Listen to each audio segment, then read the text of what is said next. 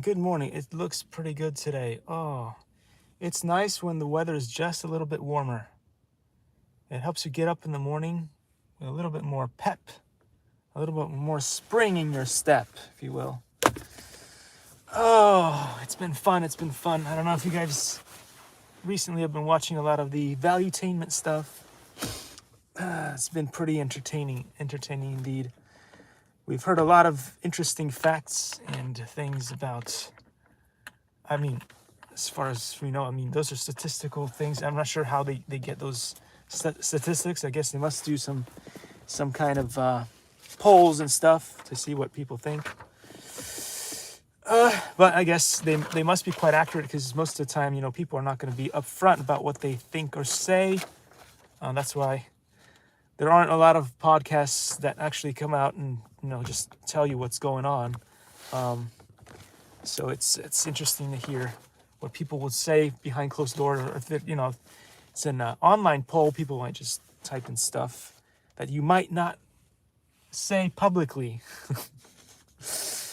Anyhow, I was thinking one fun thing they could do, because we've heard the perspectives. We've heard the perspectives of some of the most amazing people out there, high value people on these programs, with money in the bank. But it'd be nice to have the perspective of a bunch of Bobs, Bubbas, Jills, and Jeanettes, or whatever.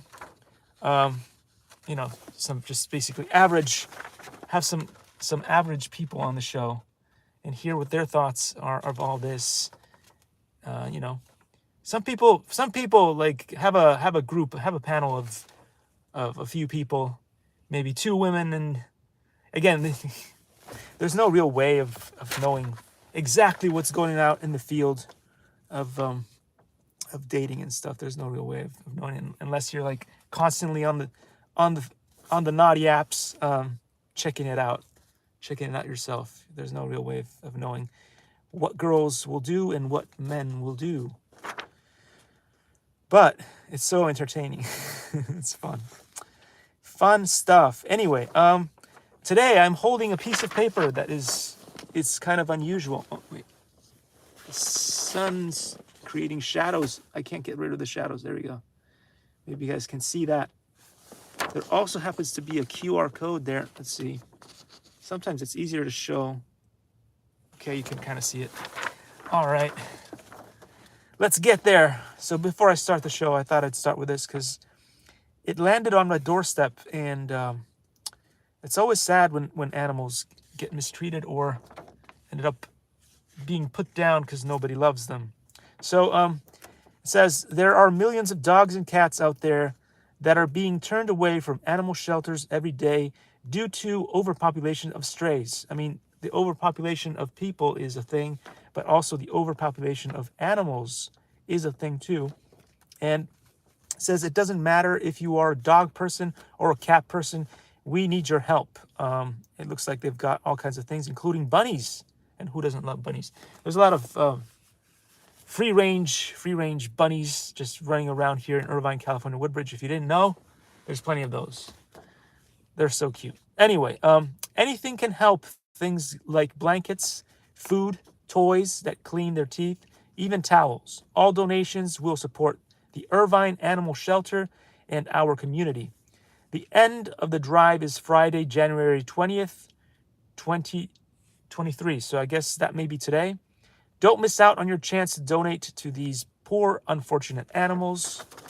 And then it talks about animal shelter wish list. All food must be new and unopened. Dry dog, cat food, soft dog treats, slow feeders, front clip dog harnesses, cat wand toys, pet safe shampoo, milk, bones, food puzzles. And for more ideas, you can scan the QR code, and it says within a nice, beautiful heart shape, Animal Shelter Drive. This is being done as part of a 5th grade genius project and is run by 5th grade scholars. Look at that. Scholars getting things done while all the other politicians just talk a lot of talk and get nothing done. What would the world be like if we put you put school children in charge of America,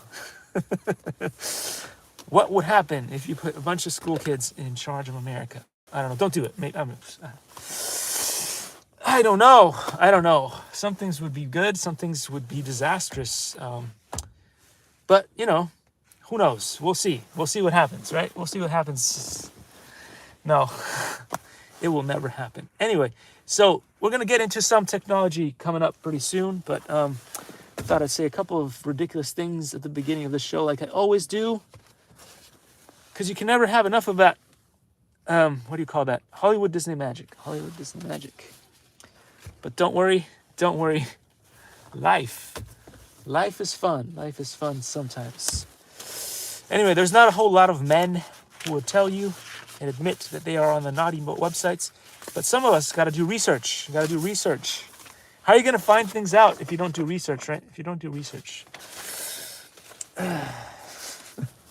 Anyway, before I jump into the rest of that, looks like the government is cheap. The government's cheap. So yesterday I was talking about the possibility of me going to this to do jury duty.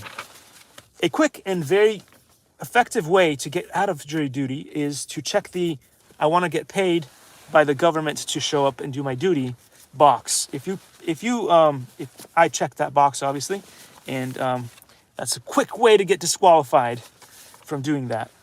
So I thought I'd just point that out in case you guys don't want to be jurors. I actually wanted to be a juror, but I must have accidentally ticked the I want to get paid to do the service box, and that was instant disqualification right there.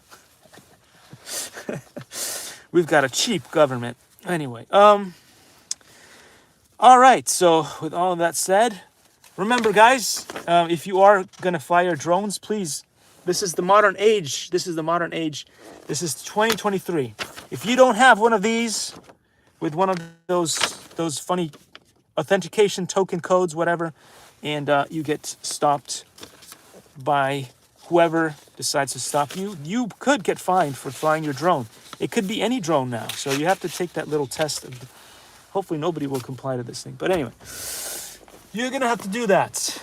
Anyway, let's jump into the Smithsonian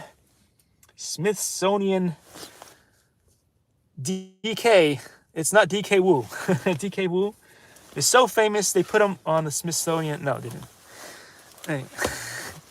All right, guys. Anyway, you guys might hear me do some little bits here and there. It's all comedy, guys. I take a stab at some people, but you know the kind of things that I say are so, you know, they're so sort of non-violent and stuff that I don't think that anybody that I kind of attack like Elon Musk. I sometimes do little bits about the elephant in the room. I'll call Mr. Zuckerberg, Zuckerturd, and stuff like that, but it's nothing compared to the stuff that gets said about the things that I do. So I mean, the worst that they could possibly go is like, oh, it's that pesky marker reviews, IATA, you know, but that'll probably end right there. I mean, nothing so bad has been said, I guess, to upset people. So, and it's just a bit of fun, And hey, Mark, if you want to. he already pulled off a couple of jokes on me too when he went on stage and he said in the next version of the VR we're gonna have legs. You know, he was probably making fun of my legs. And what was his name? Oh yeah, the elephant in the room. I just talked about him. Anyway, the elephant in the room, the guy that just talked about earlier, he made another joke and he created a product line based on hair, burnt hair, because he knows that I straighten my hair. So it's like, I got to get him back for all the other stuff that he said about me. Anyway, it's not so bad. Today we are going to create something that has to do with plumbing, and I do a lot of plumbing at home. It's one of the things that I do. Plumbing. If you had seen me at I don't know, if you had seen me at 14 years old, you'd come up to me and you said, you know what? When you're in your 40s, you're going to be doing some plumbing. I would have been like, plumbing? What? Anyway, good skills to have. Pipe stereo. Pipe stereo is what they're going to create here. It looks pretty cool. We've got some pipes like my favorites, Super Mario and Luigi.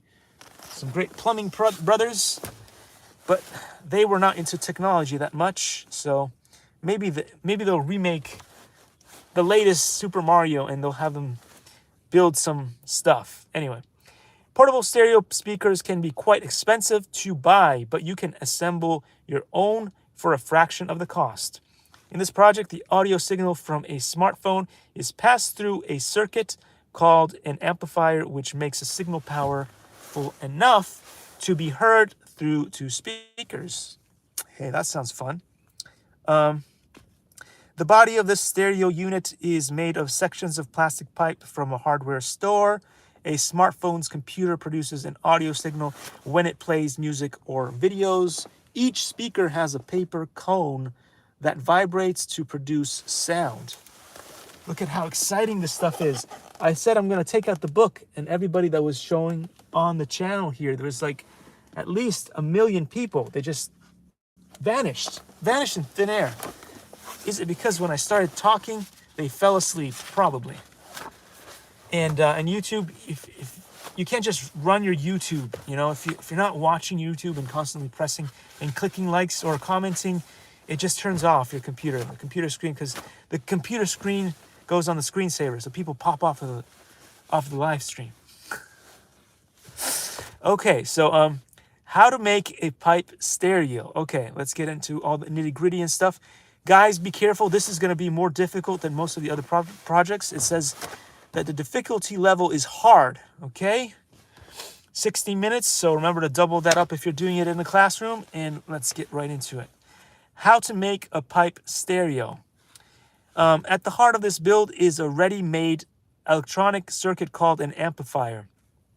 The one you'll use runs on 5 volts supplied by a USB cable, which you need to plug into a USB socket, such as on a computer or a type used to charge a smartphone. There's a lot of cutting, stripping, and soldering to make this project, so it tells you to take your time.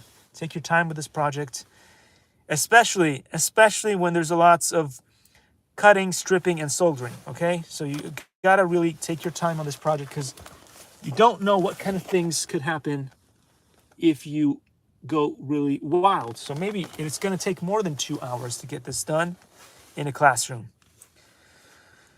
All right, so what you need. From the toolbox, you need a marker, a ruler, tape, scrap wood, a hacksaw, so that's pretty dangerous right there, sandpaper, wire cutters, wire strippers, third-hand tool, soldering iron and solder, multimeter, 5/16 of an inch, which is 8 millimeters, drill bit, drill, hot glue gun, and then we're going to talk about all the other technological bits and bobs that you need, which is you need one stereo mini jack to mini jack cable, 19¾ of an inch, which is 50 centimeters long, I guess. You're going to need a PAM 8403. I have no idea what the heck that is, but you're going to need a PAM 8403, which is a 5-volt amplifier module board. I guess you can get that from your typical micro center or something, I hope. Anyway, then you're going to need 2 90-degree PVC pipe elbows, 1 and 1.5 inches, which is 40 millimeters.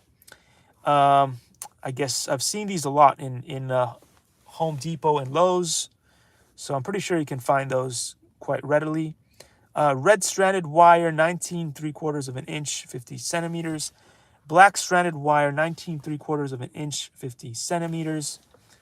You've got an A side, and you've got a B side to one of the cables that you're going to need here, which is a USB A to USB cable, 19¾ of an inch, which is 50 centimeters. They want you to have a lot of these 50 centimeter long things in this particular project. It said a red stranded wire and a black stranded wires. Both of these need to be, again, 50 centimeters. We're going to go with that because I'm tired of saying the 3/4 bit. You're going to need 2 speakers of 4 3 watts. I'm not sure what that means. But anyway, they're quite standard, I guess. You can get these. Paper, 6 inches and 1.5 inches, so 15 centimeters by 4 centimeters. 1 PVC pipe of 1.5 inches, which is 40 millimeters. And that'll be all. I'm going to show you what I just read here in case I lost my mind while I was doing it and missed something out. There you go.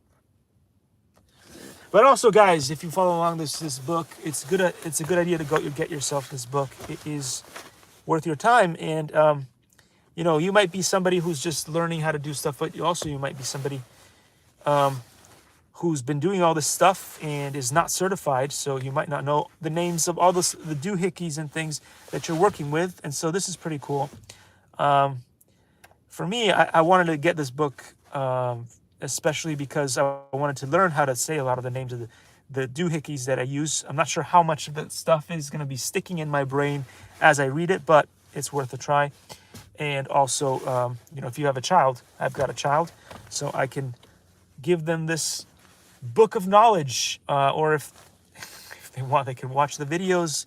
Either way, we'll see what happens. But at least if I know, even if 2 or 3 words stick while I do this, it's still good. It's good training for my brain. So that's something to do. The paper is used as a guide to help you make a straight cut across the pipe. Okay. I guess they're using the electrical tape or the masking tape. Some people call it masking tape or duct tape. There's different ways of saying the same kind of thing. It's useful to cover certain bits. Like used to do a lot of art projects and stuff, whether it's in the house and you're trying to, especially if you're going to use spray paint, it's hard to aim. I mean, you can get pretty good at aiming with spray paint, but just generally speaking, if you want to do a job a lot faster and don't have to worry about aiming, you can mask bits, basically put the tape over the bits that you don't want to spray, and it'll make your job a lot faster. You could, you know, just go be careful with the thing. You could still do it, but there's a lot of chances of you messing it up, and then the poop hits the fan. All right, so make a mark of 5 1/8 inches, which is 13 centimeters, from one end of the PVC pipe. Then wrap a piece of paper around the pipe so that one edge of the paper lies at the mark. Tape down the paper. With the length of a pipe over the edge of the table or workbench, saw through the PVC pipe using the edge of the paper as a guide. Sand the pipe's edges with sandpaper to make them smooth.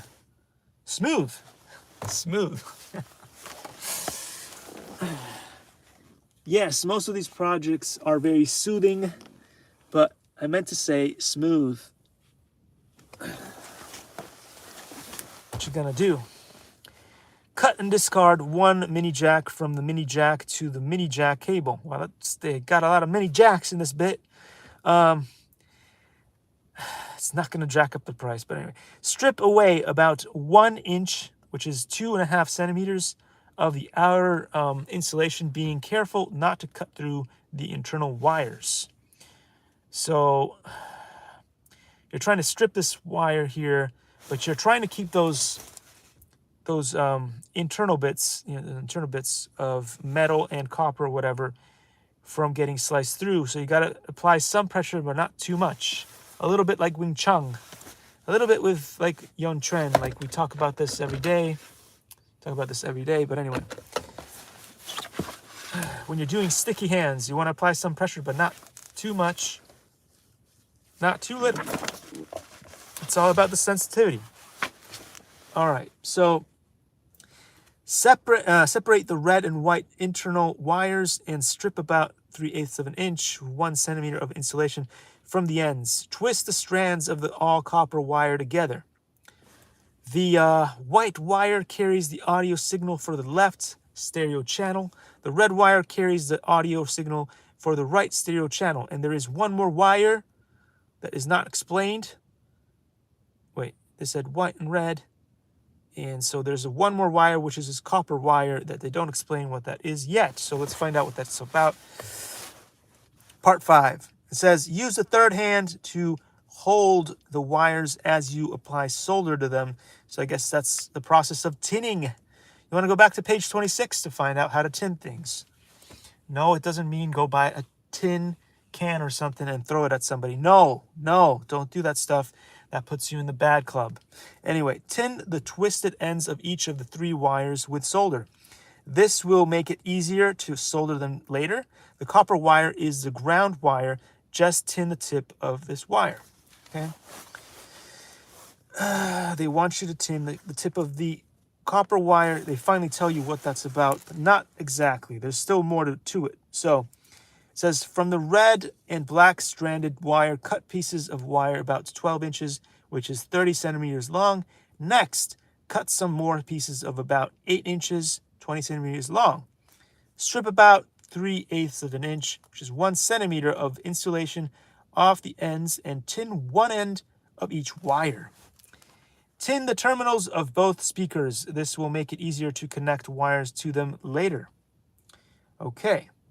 It talks about the terminals should look something like this, a tab that sticks about from the body of the speaker. Okay, so I'll show you this in a picture as well. And then it says, be careful when using a soldering iron. Of course, guys, soldering irons are very, very hot.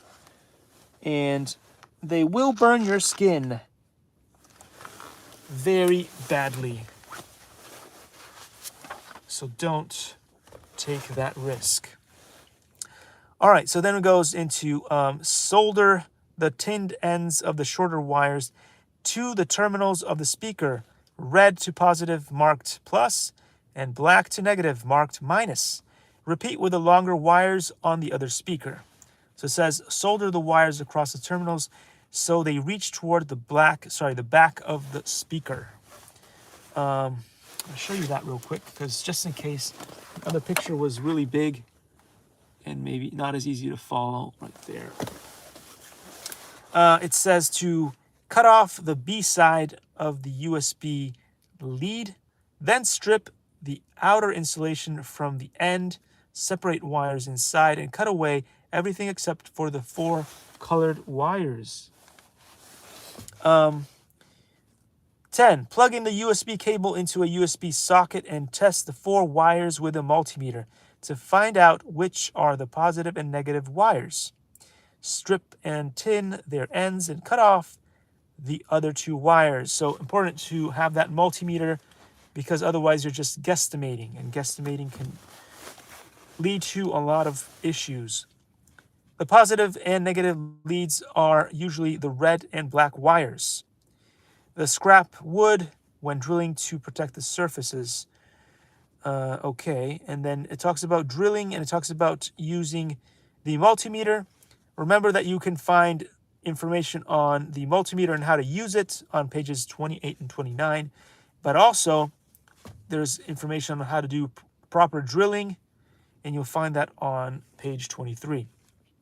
Push the 2 elbow fittings onto the straight piece of pipe and drill a hole about 1/3 of an inch, which is 8 millimeters in diameter, into the center of the back of each of the elbow fittings. Remove the left elbow and fit the speaker with the long wires into the right elbow. Feed the trimmed ends of the USB and mini jack cables through the hole in the right elbow. Part 13 is fit the speaker with the shorter wires into the left elbow and bring the red and black wires through the open end of the PVC elbow. So take a look at all these fun pictures here. We showed you this one at the very beginning. And then there's these 2. And then there's these 2 right there.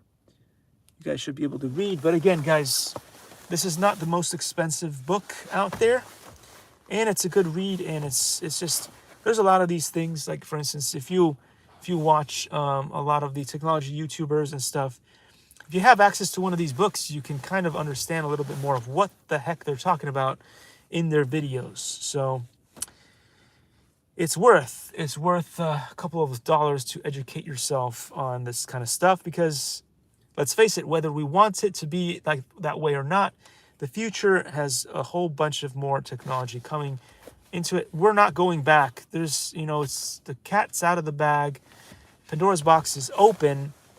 The way forward is going to be technology. It's going to get better. It's going to get greener. It's going to get a lot of other things. But I doubt that unless, you know, like we get hit by a comet or something and technology gets wiped out completely, I doubt that we're just going to be like from today going tomorrow, not going to need to know any of this stuff. Just saying. So anyway, locate the terminals on the amplifier circuit board. You should find 3 input terminals labeled L, G, and R. 2 power terminals marked plus and 1 minus, and 4 output terminals A plus and A minus for each of the right and left stereo channels. This looks pretty fun. I guess that's that PAM. Is it that PAM? I don't know. I guess it's going to tell us if it's that PAM. I'm going to go back. It looks like that PAM thing they talked about, the PAM 8403 amplifier module. I think that's probably what we're talking about here. The PAM. The PAM. Anyway, the route positive and negative terminals are where the wires from the speaker on the right will be soldered. The L out, so that was the right out, and this is the L out, so the R out, L out. So the L out positive and negative terminals are where the wires from the speaker on the left will be soldered.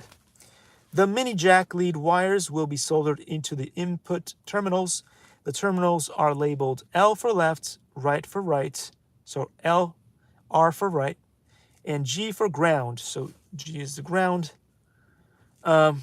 The USB wires will be soldered into the plus and minus power terminals. I'm going to show you this so you guys can see. The image is quite beautiful and clear, unless I can't show it to you well on the screen. I don't know. The light changes. The light changes. I hope you guys can see that. Okay, so we're at step 15. It tells you to feed the right speaker's red wire through the positive route, so R out terminal, and the black wire through the negative, the R out terminal. Why are these both R out? But anyway, it tells you that they're both R outs in the book. And the black wire through the negative R out, so one on the other. Then repeat the same step for the speaker feeding the wires through the L out terminals. The red wire, the black wire, okay. Okay, I'm going to show you the pictures.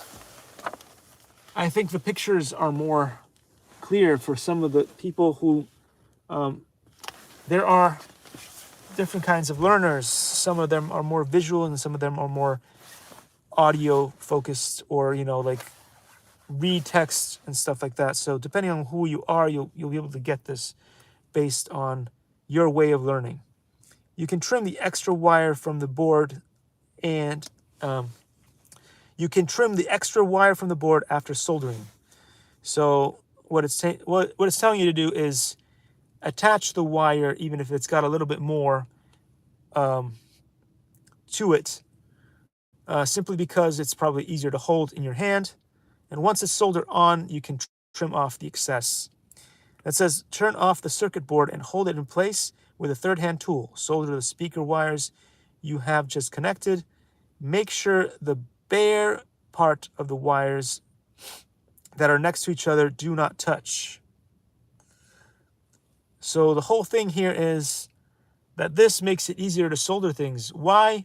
Because the cable is able to go through the wire, so you can push the cable through, then go around and create a sort of a connection that way, and then you can solder that in, and that kind of stops you from having to fiddle around, or this cable is going to be moving around, which is one of the things that is kind of frustrating when you're trying to do soldering, especially if you don't have a third hand to work with. So use solder to tin the input and power terminals underneath the amplifier circuit board. Solder the red wire of the mini jack cable to the right R, which is the input terminal, the white wire to the left input terminal, and the twisted copper wire to the ground terminal. So in this case, that is why you needed the 3 wires. The copper wire was all about the ground. It was all about the ground. I don't know if you guys saw the Netflix show. Is it The 100 or something? They called The People from the Ground, The Grounders. Anyway, it's quite an entertaining show.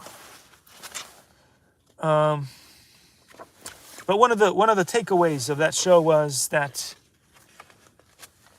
the problem with the world is people, because you could move people to a different world, but they're just going to bring their problems with them anyway. So that was a takeaway from the book, from the Netflix show, and that's why Taylor Swift keeps singing the song.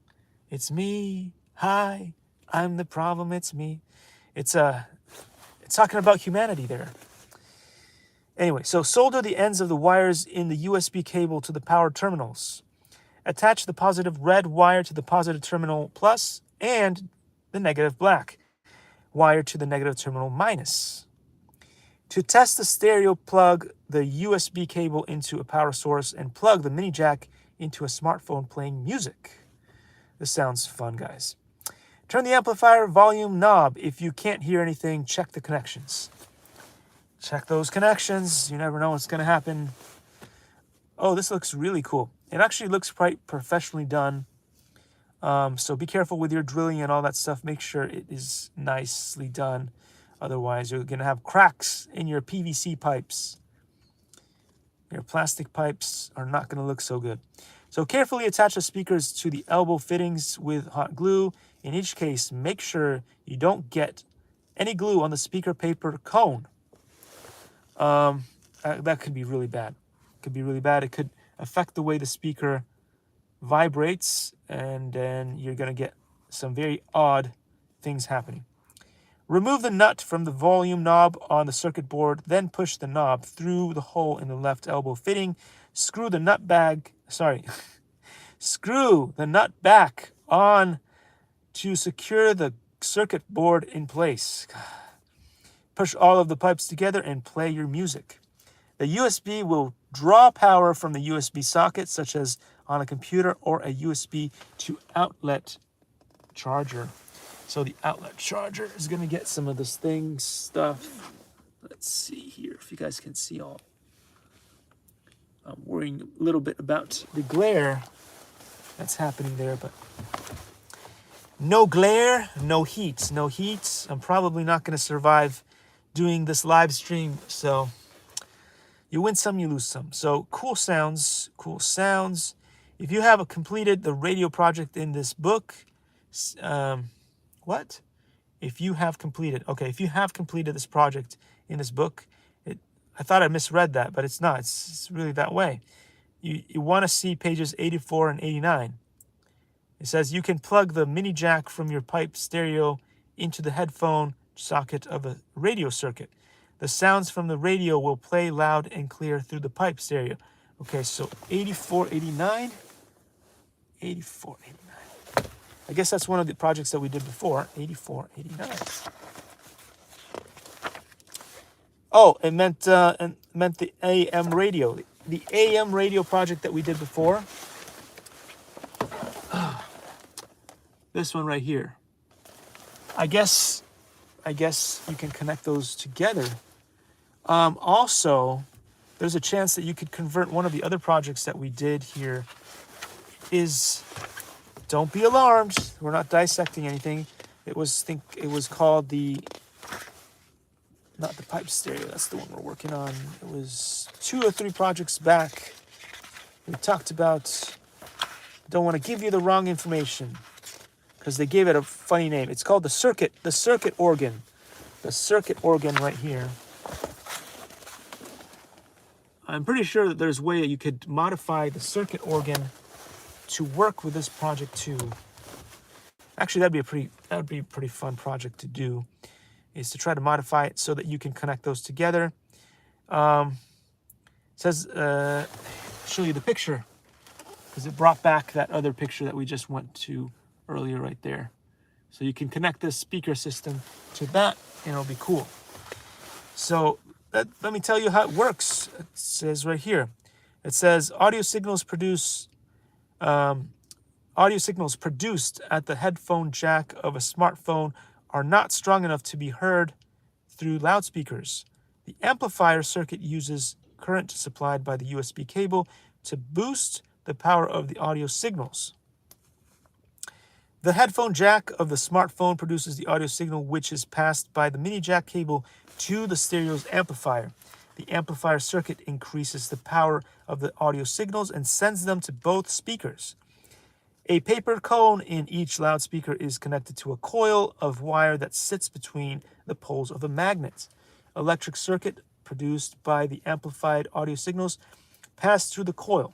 The force between the coil and the magnet causes paper cone to vibrate, creating sound waves. It's all exciting stuff. I know what you're gonna say. I know what you're gonna say. All the millions of people that were watching the show just disappeared in a blink of an eye. But it's not my fault. It's not my fault. All right, so real world inventions, guys. Very loud speakers, okay? So huge, powerful speakers are used at concerts to produce sound waves powerful enough for the whole audience to hear the music. These are so powerful that standing too close to them can damage your hearing. That's right. Don't be that guy that stands right next to the loudspeaker like these at a club. It's not good for your ears. Don't do that. You might enjoy the powerful sound wave that comes right through there and starts making your belly shake. But it's really not a good thing to do, because although your belly can take the strain, your hearing or your eardrums cannot. So be careful with that, guys. You don't want to end up losing your hearing at a young age because you were going to the clubs and hitting up all the chicas while standing next to the big loudspeaker. Anyway, don't know that you'd be able to say anything to the chicas while standing next to the loudspeaker anyway, so maybe just find a slightly quieter place to talk to them. Anyway, so Secret Origin of Wing Chun is the next thing that we're going to read right now. Sadly, we are close to the final bits and pieces of the book. It is almost done, and that is a sad thing because I'm not sure when the epic Grandmaster Tom Wong is going to release his next book, but it depends, I guess, a lot on whether you decide to buy this one. So go out and buy it so we can inspire the great Grandmaster Tom Wong to hopefully, with the help of the awesome other people that helped produce the rest of the thing, create or published the second book. It'd be nice. I think there was talk about him producing a second book, but you know. And if you want to hear this dorky, ridiculous son of a gun, the peskiest man alive, the one, the only figment of your imagination,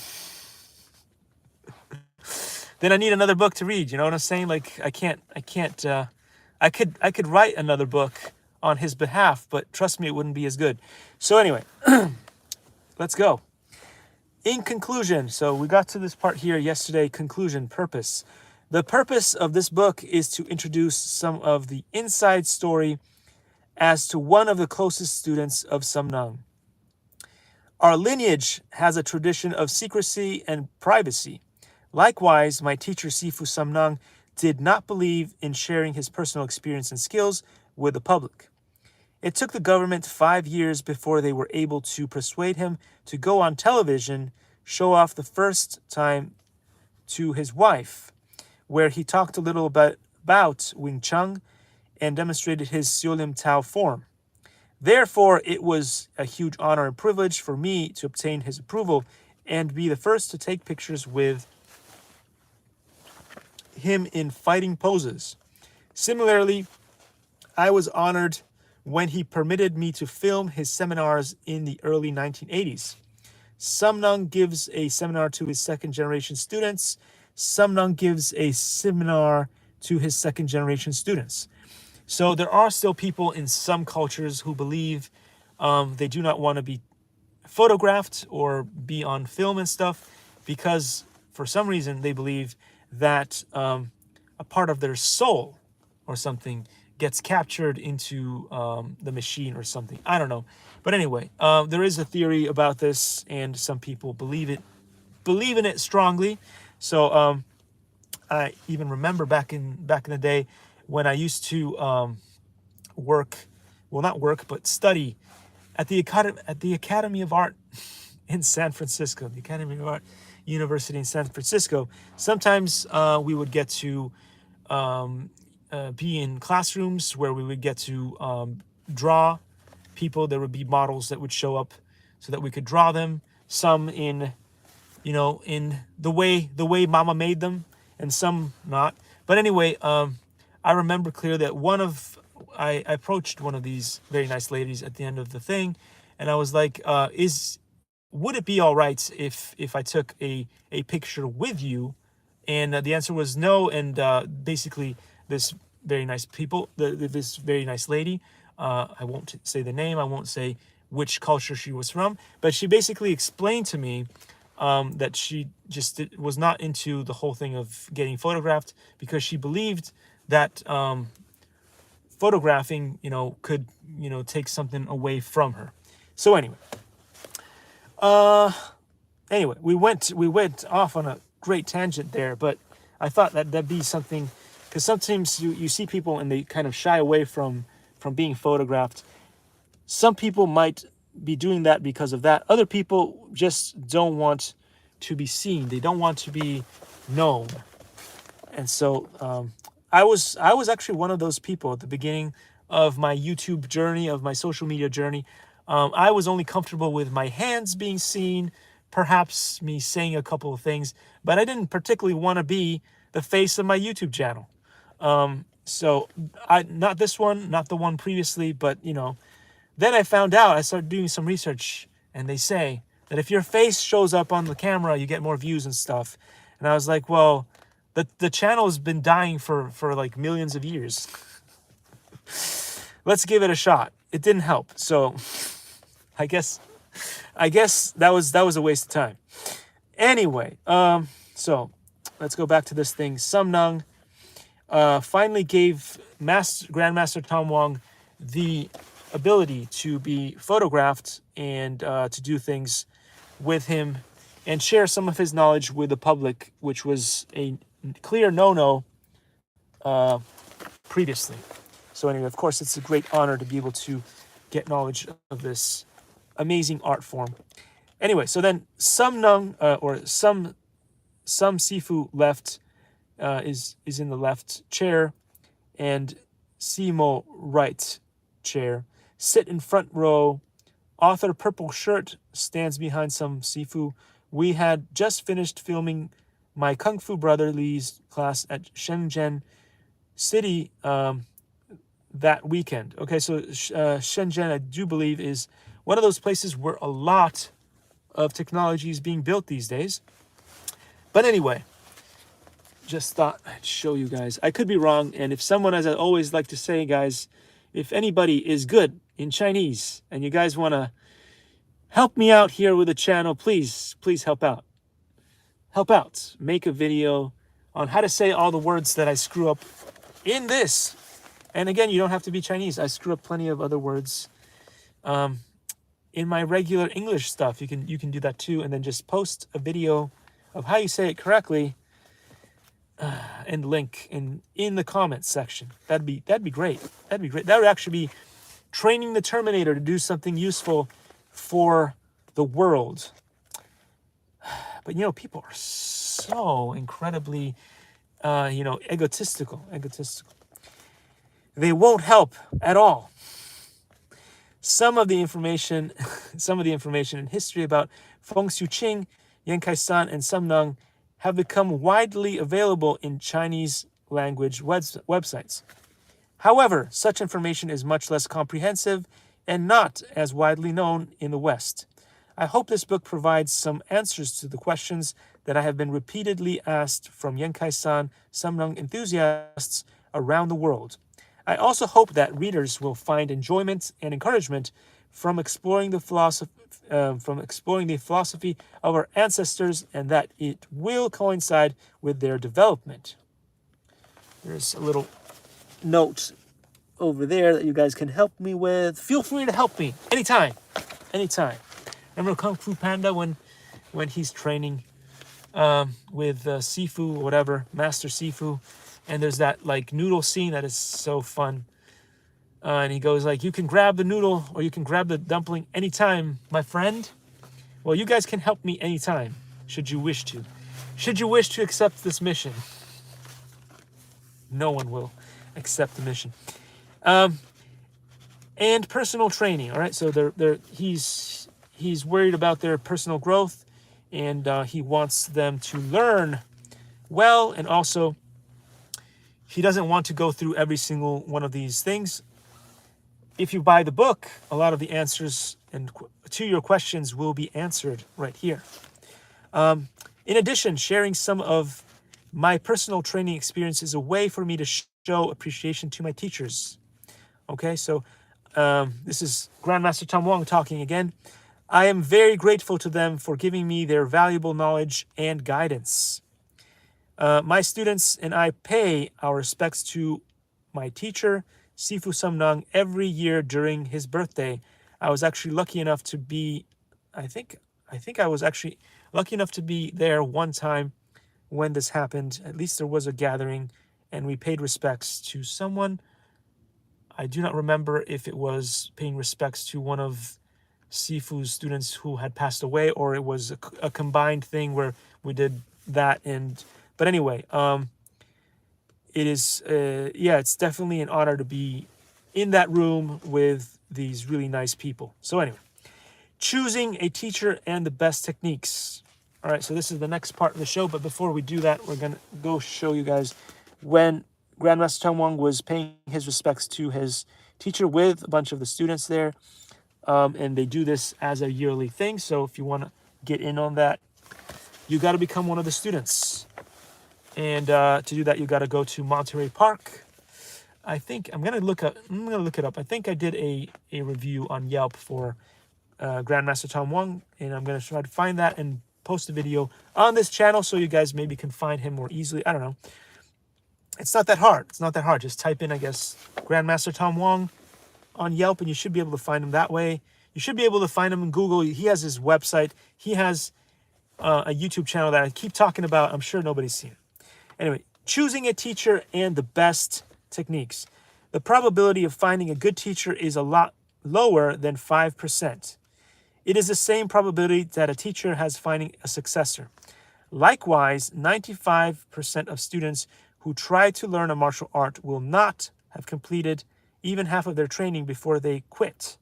Some quit because of legitimate reasons. Others find the training unsuitable for them.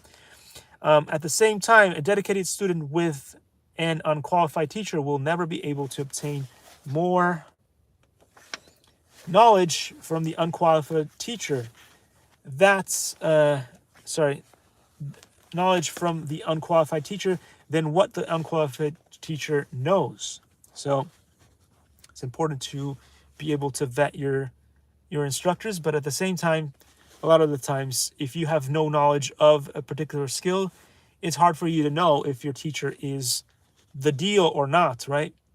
Anyway, so not only that, an unqualified and unskilled teacher can have a detrimental effect on a student's skill and understanding of a system.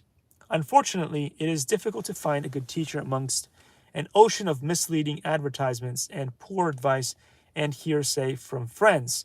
And this is so true because a couple of times I thought that it would be a fun thing for us to create a little studio here in Irvine, California, and just do a little bit of teaching and stuff.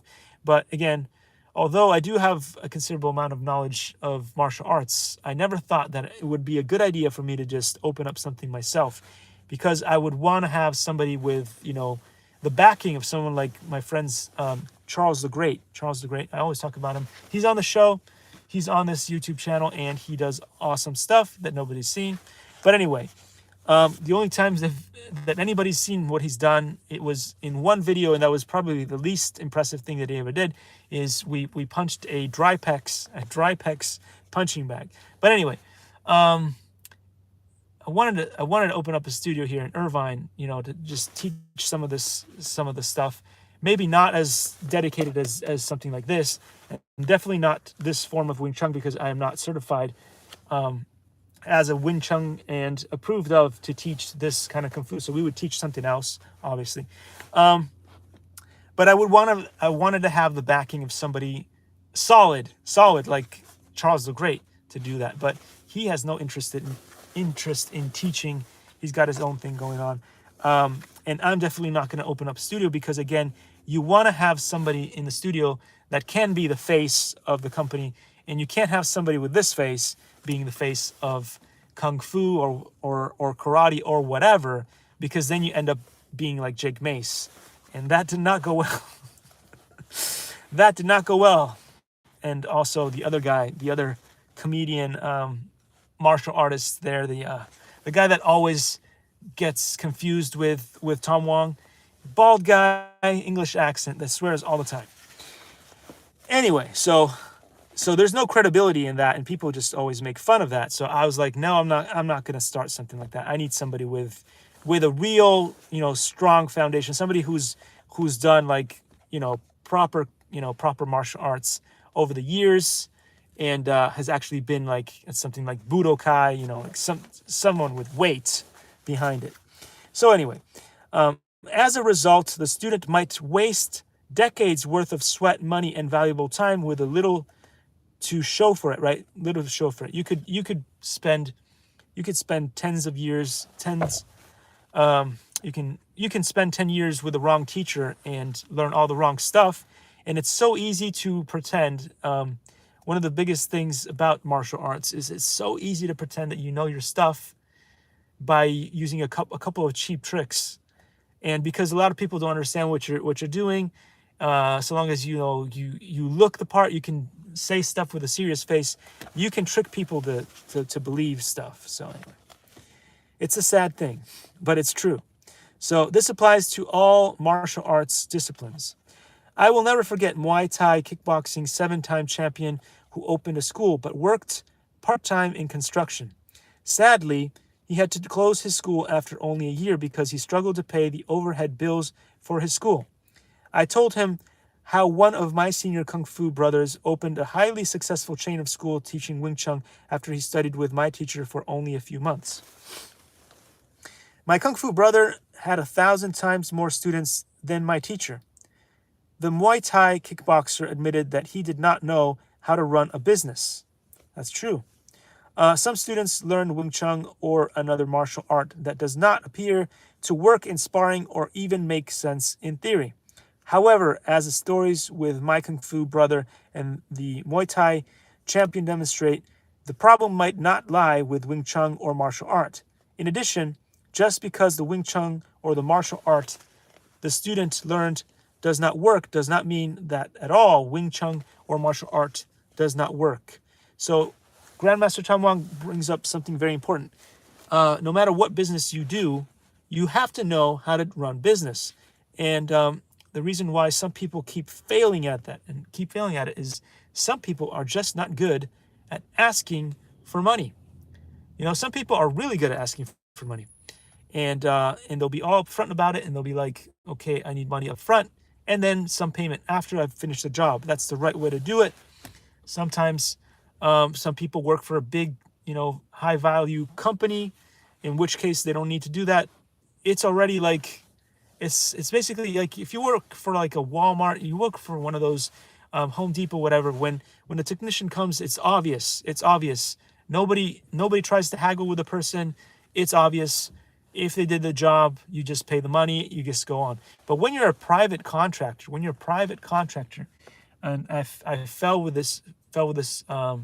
for this so many different times, which is why I suck at business so much, is I'll talk to people, I'll do things for people, and then I struggle so much at the end of the thing to say, you know what, just give me some money.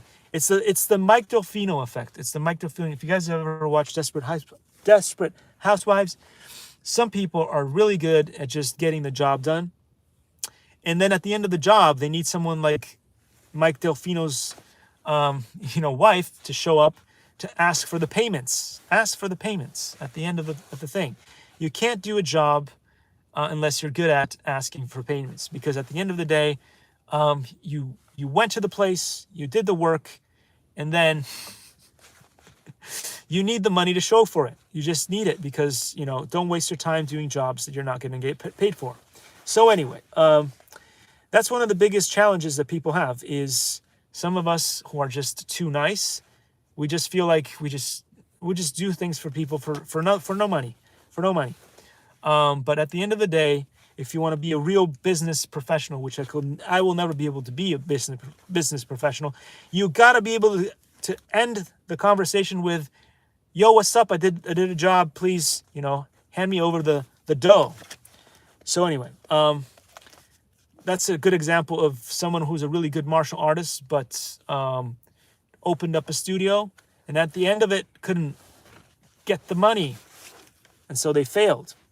So there are many teachers that have a lot of students, but are unable to teach their students anything meaningful, because those teachers' specialties lie in business, not in martial arts. So again, you can have the opposite range of the situation, where you're really good in business, but you're not very good at teaching what you know.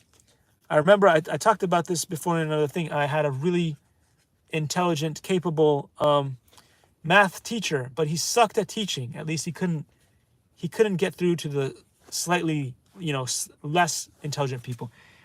Those people who just got math like that, they would do just fine in his classroom. Anybody who struggled with math in any way, they just get deeper and deeper and deeper into a hole until they could never get out of it. And so they would fail his class. As I said before, I failed this class, and then it was thanks to my chemistry teacher, who, he teaches chemistry, but yet his math was good. And he was also very good at teaching in general. And so he was able to get through to me. And eventually I was able to pass with a C. That's not a good grade. That's not a good grade. But still, if it hadn't been for him, I would have never passed my math test. Anyway, so historically, for every student that completed the system and became a master, there were 95 students that did not complete the system, but became instructors that continued to teach the next generation. Why is this bad? Because you're getting people to teach the system, and they only know very limited amount of the knowledge. That is not a good thing.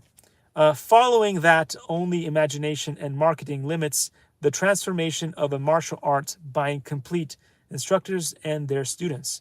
At the same time, a qualified teacher might have the skills, but no students to pass their skills to. Some Wing Chun students choose to abandon Wing Chun completely after becoming disappointed. Others collect more techniques from different styles to supplement their Wing Chun. It is sometimes easy to think that the more techniques we know, the more effective a fighter will become. Towards that end, some people become walking encyclopedias of techniques. However, when they actually spar, they forget all of the techniques they learned and do not know which technique to apply. That is so true. That is so true. There are some people who are very talented in understanding a bunch of different things, but then you put them in the ring and they can't do anything. They can't do anything. They get approached by someone who is absolutely incompetent, but is a bodybuilder in the middle of the street, and they get their butt kicked because they're thinking in their mind, okay, the bodybuilder is coming at me with a haymaker punch. What do I do? Which technique do I apply? And by the time they think about which technique to apply, the guy has already pummeled them into the ground. So anyway, more is not necessarily better. I was about to choke on my spit there. So as one of my art teachers used to drill down day after day after day, is sometimes less is more. You could be making like 100 paintings, or you could be doing all of this work in this area, whatever, of your painting. But sometimes you just keep it a little bit more simple. You can bring across your idea a little bit better, and so therefore a little bit less is more because you get more out of it. So anyway, as most people eventually realize, and the philosophy of the Yin Kai-san, some known branch of Wing Chun, is less is more, I would like to remind Yin Kai-san or some known Wing Chun students that before one attempts to collect and add to their arsenal thousands of techniques from different branches of Wing Chun, Tai Chi, Shaolin, and other martial arts, one should understand our history and philosophy as well as what our ancestors have already tried and done. So Ome Wing Chun developed from many generations of teachers, okay? So one of the things that's really important to understand is just like when you're building a building, the foundation has got to be strong, right? You've got to have a nice, possibly cement, I'm not in construction, so I can't really tell you, possibly cement foundation, I would imagine, on which to build on top of. If you are building your castle on sand, there's a good chance that with, different things going on in the weather, earthquake, whatever, that everything that you build on top of is going to be a little bit shaky. Remember that famous Tower of Pisa? There's a reason why it failed. And they had to do so much extra work after the fact to keep it from falling and toppling over, like a Jenga puzzle. But anyway, think about that for a second. So there are hundreds of good techniques and even more ways to apply them. However, which techniques and applications should we focus on because they are not the most practical and useful.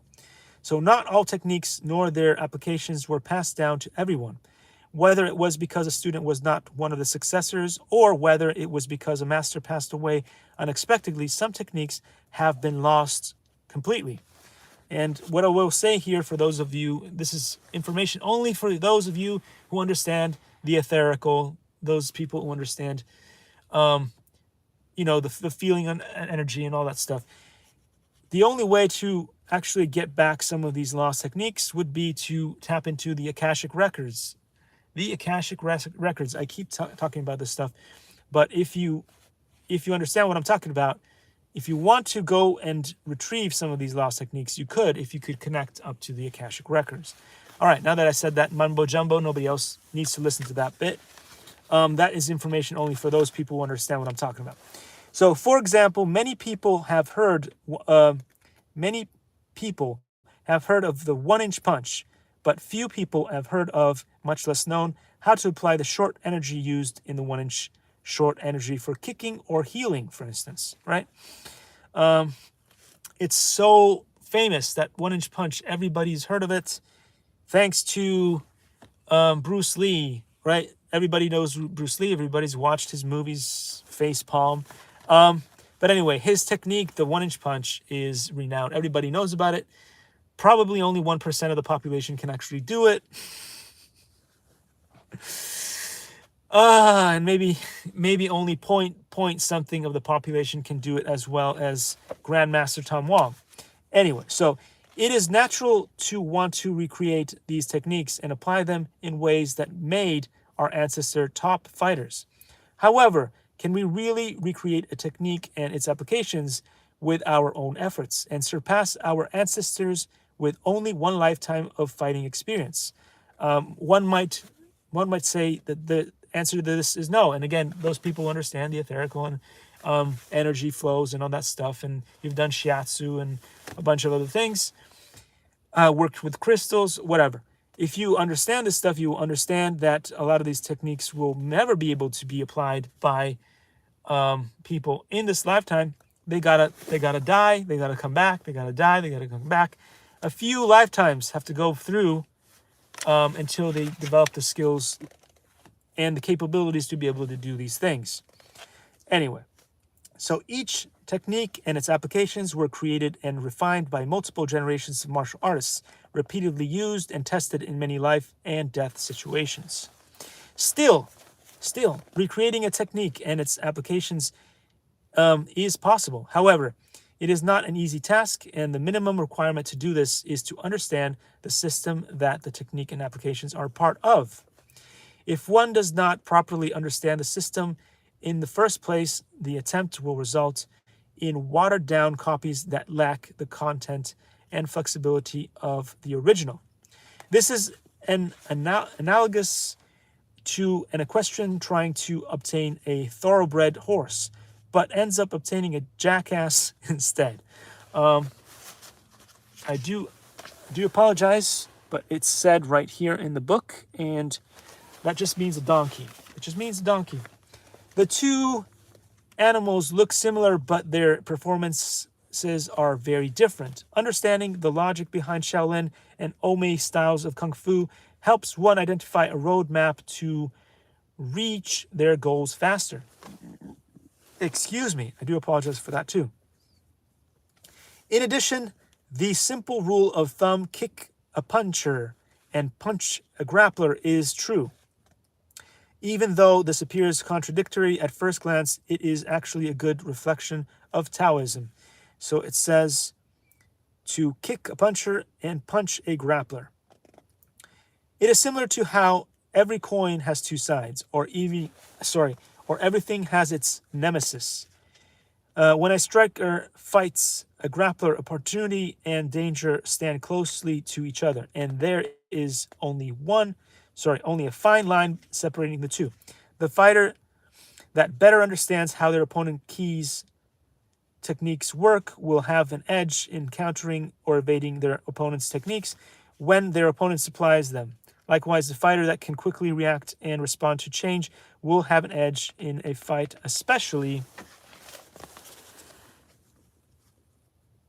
Okay, I'm not sure if that's legible over here. You guys can always help me with stuff like this. So in a nutshell, what he's trying to say is that every style is going to have a big weakness. So, Taekwondo tends to have a weakness in the upper body. A lot of people don't do a whole lot of upper body work in Taekwondo. It's mostly about the legs. So if you use that against the Taekwondo practitioner, you see that technique, you could assume that the person has got a really weak upper body. If you are somebody who's good at grappling or getting in close and attacking your opponent, Taekwondo people tend to want to keep you at a distance so they can hit you over and over with their legs. This is not every Taekwondo martial arts gym. Okay, this is just a generalization from what you see when you hit the streets.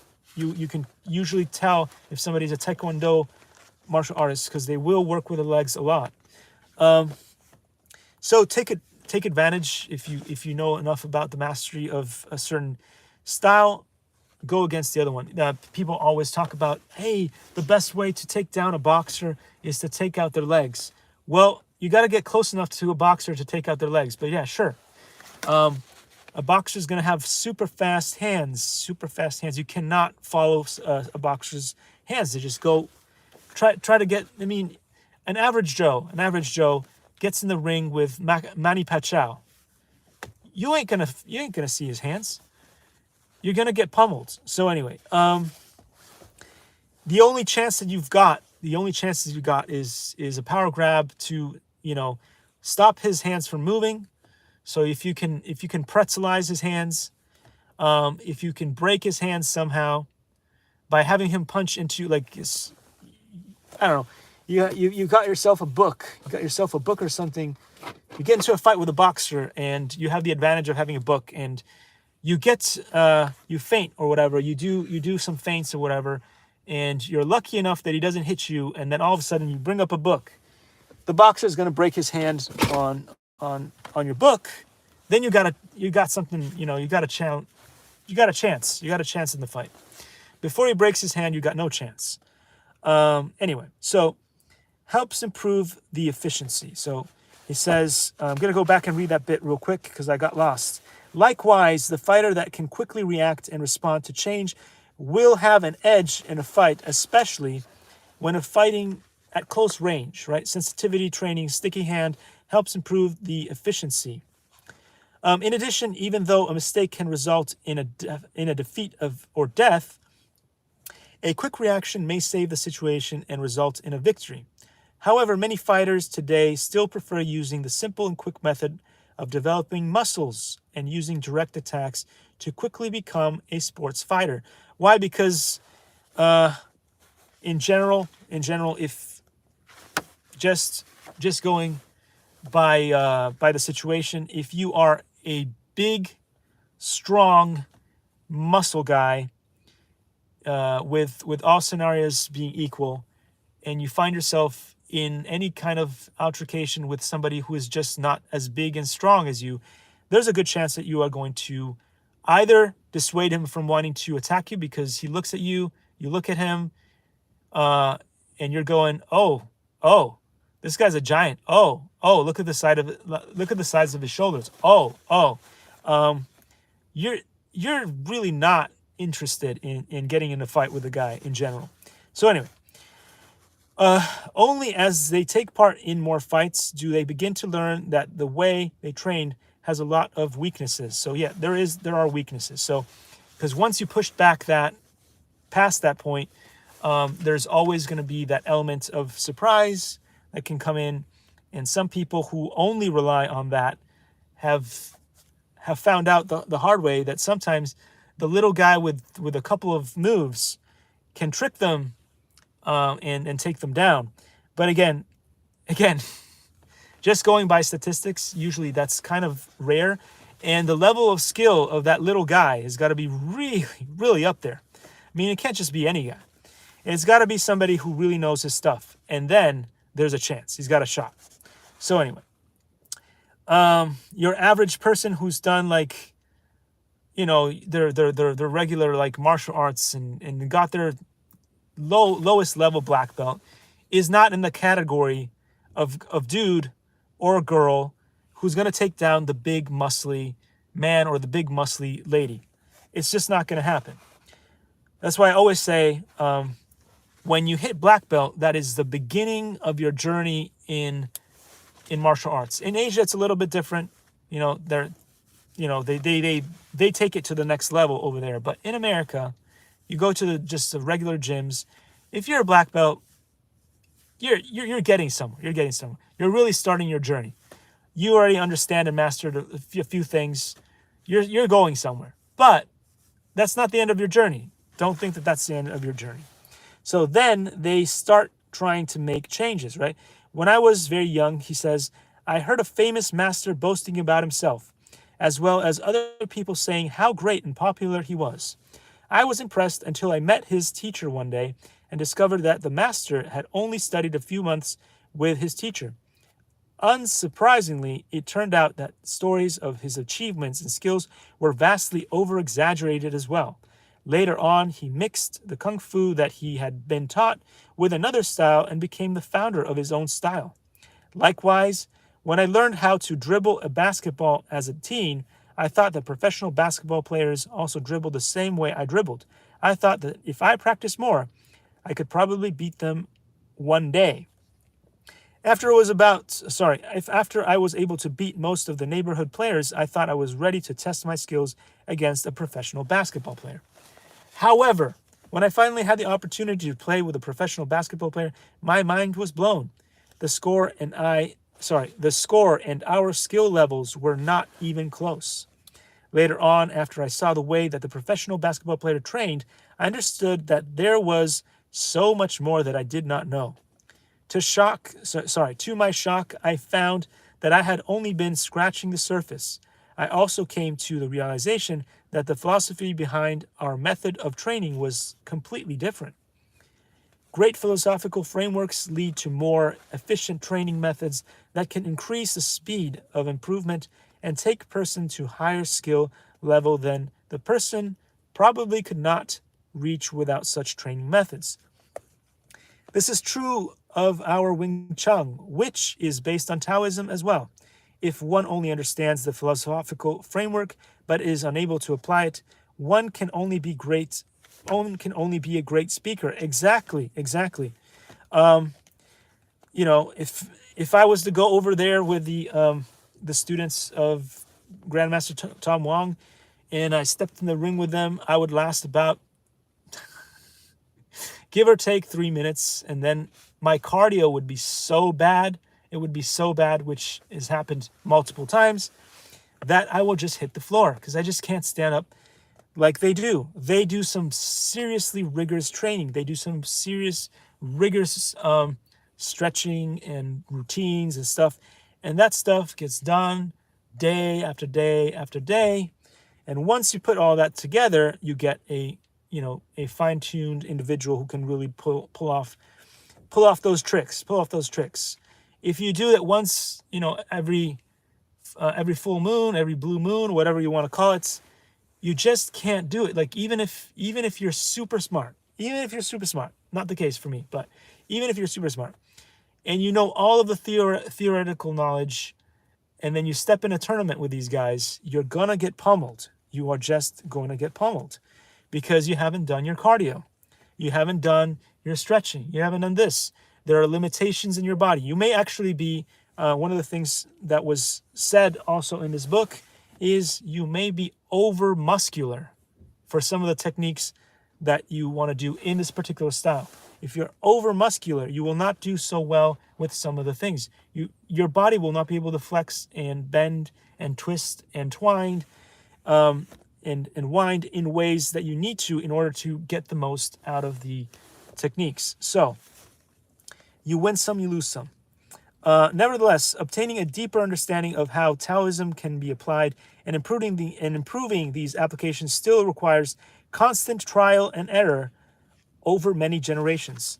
In contrast, a person that trains hard but lacks good philosophical guidance will only run around in circles and feel like they are in a maze. Right? So remember that too. You got to try to stay motivated but understand what you're trying to do, because you could put the work and the hours into this thing, and you could bench press 200 pounds, 2,000, I don't know, whatever the top people can bench press. Go check the stats on what the top people can bench press, and still not be able to do this at all. So I feel very lucky to have met so many top kung fu masters in the Canton province through the help of my good friend, Police Chief Master Tam. When I was 12 years old, he says, these top masters included Wing Chun Master. So he's going to go through a bunch of names. And before I do that, I'm going to show you guys over here. I'm sure I said Canton incorrect because I am tone deaf. I am tone deaf when it comes to speaking the Chinese language. Sumnung, Taiji Master Lao, Bagua Master Fu Wing Fei, Shaolin Monk Chai Suk, and Monkey Style Master Chun. I studied individually with each of these masters in private crash courses for about 3 months before making my decision. Therefore, I was able to compare styles and teachers before choosing the one that sparked my interest the most. In the end, that turned out to be Master Sum Nung. Screenshot from video of Master Tam Wan upright from a video. So I do believe this is probably on his YouTube channel, so go check it out. Says, when I first saw Sum Nung, I thought he seemed like a small-framed librarian without any muscles. This is probably the same feeling that Sum Nung had when he first saw Yen Kai-san. All right, so I'm going to show you this real quick. It's an important picture, but again, if you can't see it very well, if you don't think that it's really good, one, you can buy the book off of Amazon. This is the title of the book. The other thing you could do is you go check out Grandmaster Tom Wong's YouTube channel. It's probably going to have one of these kinds of pictures on it. So don't be fooled by the fakery. There's plenty of that. And somebody wants to help out with how you say these names right here. You're always welcome. It's a welcoming channel, this one. There's not many of them out there. So anyway, first saw Yen Kai-san. Okay, so the first time that he saw Sum Nung, I think, or when Sum Nung saw Yen Kai-san, and when Grandmaster Tom Wong saw Sum Nung, in all three cases, they were surprised not to see the biggest, tallest, strongest giant out there. And those people looked quite normal. However, just as Yunkai-san stunned Sumnung with his skills, Sumnung completely stunned me with his skills, and I was flabbergasted after witnessing his free sparring demonstration with Taiji Master Tam. After seeing their demonstration, I sat in shocked silence for a long period of time as I kept replaying what had happened in my mind. On his first move, Sumnung used less than a second to execute a 7 consecutive strike attack while maintaining control of his opponent's limbs with sticky hands. Then, on his second move, he swept and tossed his opponent approximately 20 feet across the living room. Finally, on his third move, Sumnung trapped and deflected his opponent's punch with a triangle block, before grabbing his opponent's wrist, tossing him over his shoulder, and sending him spinning airborne again in a flash. Excuse my humanity. He executed all of this effortlessly despite being 50 pounds lighter than his friend, Master Tam. It was just a few moves in a few seconds of time, but that impression has lasted a lifetime for me. Sumnung completely shattered my previous impression of him, and he seemed like a totally different person. A few days later, I visited Sumnung to ask him to accept me as his disciple. However, because I was only 12 years old at the time and was still very young, Sumnung was initially hesitant about it. Nevertheless, after I was able to demonstrate his 7 strikes, my teacher Sifu and one of the top Kung Fu masters in all of China, Sumnung decided to accept me as his disciple. After a few short weeks later, I became an indoor disciple. Sumnung sends Master Tam flying. There is a very cool anime-looking drawing here made by a really good artist, I guess. Who helped with this? I'm not sure which one it is because it doesn't say in the book, but it's there.